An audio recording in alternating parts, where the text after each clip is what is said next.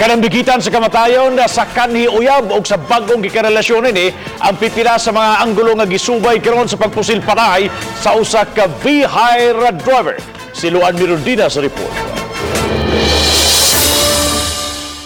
Pabilin pang blanco ang mga investigador sa Station 2 sa posibleng identity sa mga suspitsado nga may pusil patay sa 29 anyos nga si Admer Seroy o sa ka V-Hire driver. Apan nasuta sa Police Station 2 nga medyo komplikado ang nakarelasyon kaniadto sa biktima o ang bag-o ni ining hinigugma. Katong gika-relasyon niya sa una, mga 2 years ago na, nga tong babae nga inauyab niya nga naghikog.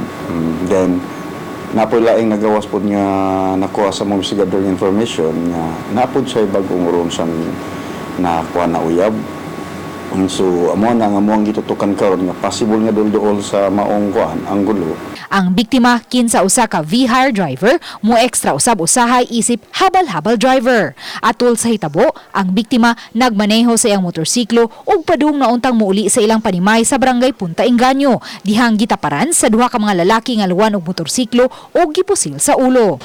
Matod sa hepe sa Station 2 nga bisan pa man kung gisubay nila karon ang anggulo sa personal grudge, apan wa usab nila ipadaplin ang kalambigitan niini sa illegal nga drogas.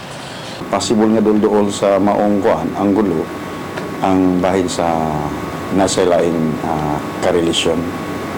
But di gyapon na muna iwala ang regard sa drugs kay habal driver man guni siya nga tagduga pod mauli ba sa ilaha. Uban ni June Solon, Luan Mirundina, Balitang Bisdak.